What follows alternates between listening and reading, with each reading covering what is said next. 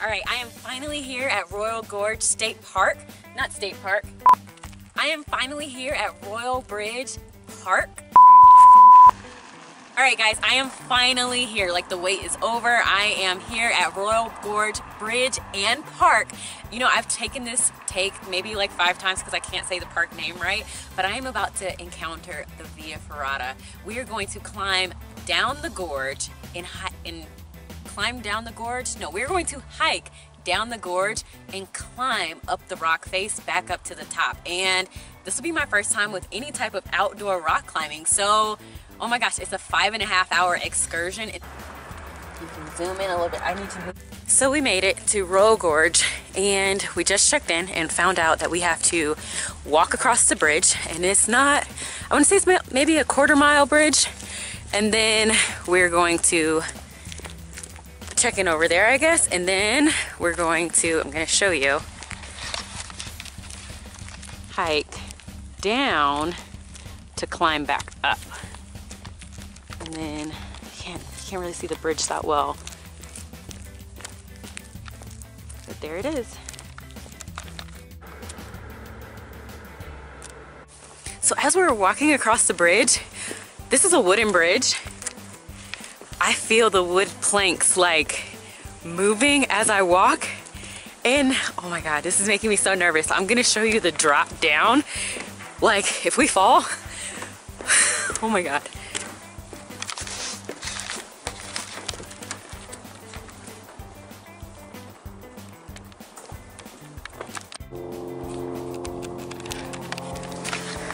So, just made it up to the Via Ferrata.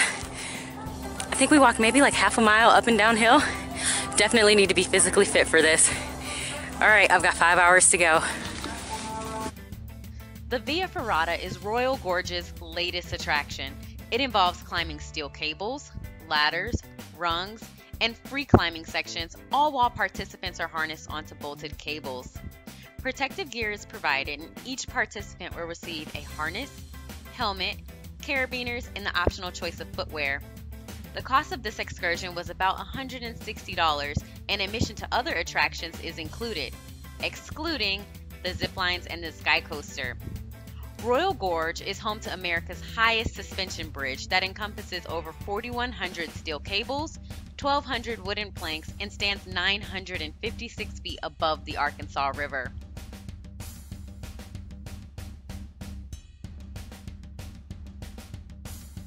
So I just climbed about 2 or 3 of some of their more intermediate routes. Now we're climbing to the bottom of the gorge just to climb up the side of this cliff.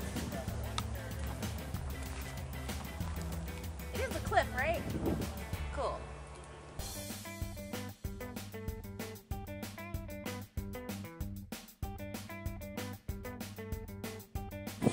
So at the bottom of the Royal Gorge Canyon, it's home to 2 different things. It's home to the Royal Gorge Train. It's also home to the Arkansas River, where at some points you're able to whitewater raft and kayak.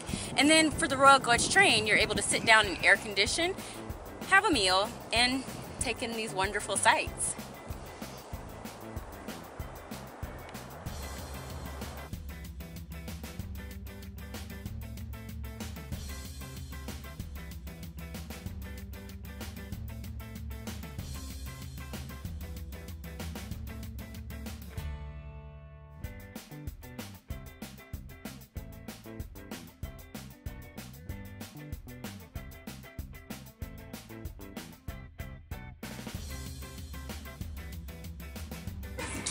Okay, I cannot believe it took us, we did this in under 4 hours. I am winded, but I feel so accomplished. And then at the end, there was a group of people that just kind of cheered us on as we were finishing our ascend back up to the top. And oh my gosh, I can't even talk right now. That's how excited I am over this. I can't believe I did it because I am not the most athletic person, but this challenged me and this gave me kind of like a reason to push me forward. So if you are in Canyon City, Colorado, Via Ferrata at the Royal Gorge Bridge and Park.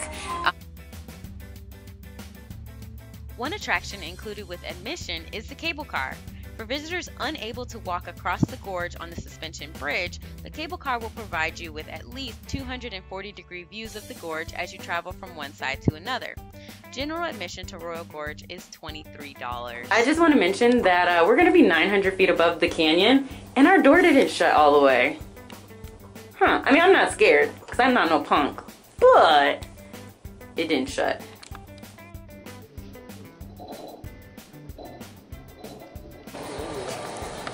Done climbing. It is time to pack back on all of the calories that I lost climbing. So when in Colorado, I've heard that you can't leave without trying something called Rocky Mountain oysters. Now, I've got a plate and I had to talk myself into it, but you know what, I was like, I just did the Via Ferrata. I'm not a punk, I can do anything. I'm not gonna tell you what a Rocky Mountain oyster is, but I can tell you it is not seafood. It is not an oyster. I'm hoping it tastes like a chicken tender or maybe a hot dog.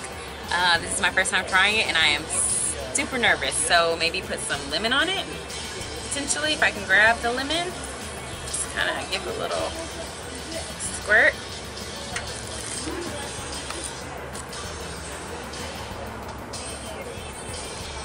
Oh my gosh, it tastes like a steak and you could get gravy, smothered gravy over it. That's what it tastes like. What's the name of it? Can't remember. Yeah, that's what it tastes like. I don't know if I'll eat all of them though. I'm not a fan. It's not bad. Google what a Rocky Mountain oyster is. So, turns out I'm not a fan of the Rocky Mountain oysters, and I just thought of the word, it just popped in my brain. Country fried steak, that's kind of what it tastes like, minus the gravy, but it has that same consistency of it. And I'll pass on it, because it didn't taste like a hot dog or a chicken tender. So, I ordered some nachos instead, because that seems like a safer option. And I'm just going to sip on my margarita until then. Right behind me is the Royal Gorge train that we talked about a little bit earlier while we were on the Via Ferrata. So I had a little bit of spare time here in Canyon City, so I said, why not? Let's just get on the train. Turns out they booked out a week in advance, so if you're able to come down here, definitely make sure you're booking early because it's spring break right now. So obviously everyone's here, it's really crowded, and we missed out on a great opportunity. So it's poor planning on my part, but there she is.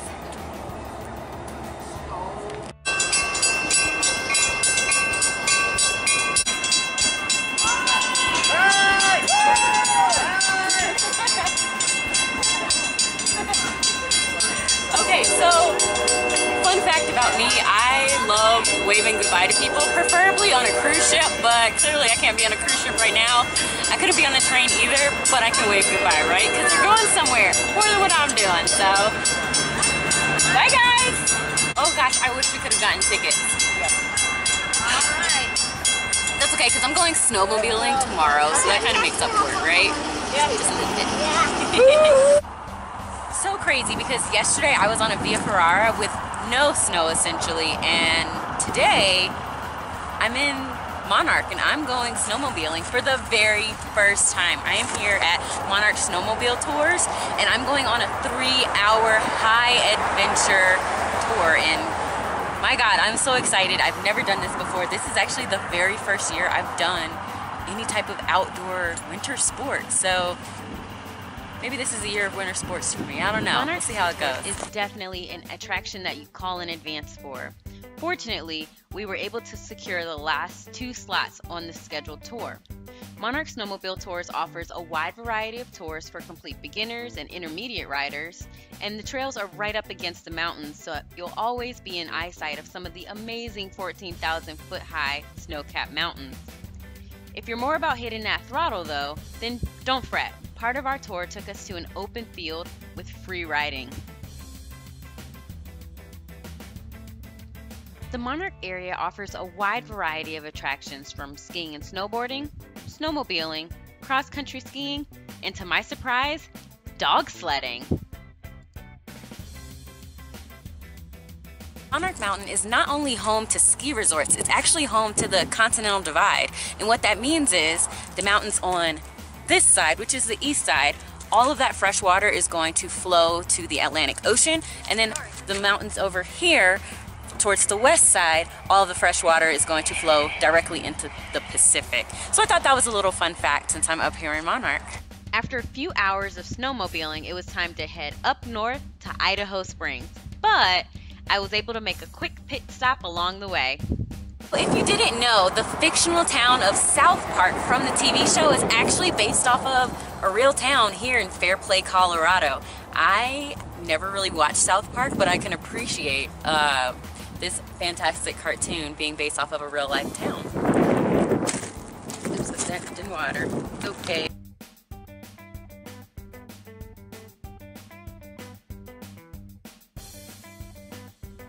About 2 hours and 45 minutes northwest of where we just were in Monarch is the Indian Hot Springs, and so this is actually the first time I've gotten a hotel room key. It's really a motel, but every lodging option in town is a motel, and we also have a reservation to sit in the hot springs later, and that hot spring is going to be between 98 and 108 degrees, I believe, and it's going to soothe these tired muscles from all the activity I've been doing lately. So let's go check in.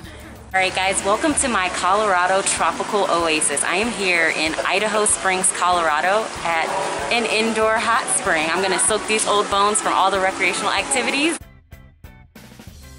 While at the Indian Hot Springs, visitors are able to choose between the mineral water pool, which is covered under a translucent dome, private baths, or private caves. If you're a hotel guest, you're provided with a complimentary hour-long reservation at one of the hot springs options. The mineral pool is fed water with an initial temperature of 115 degrees directly from the natural hot spring itself. For an hour-long session, the cost is about $20 for your reservation.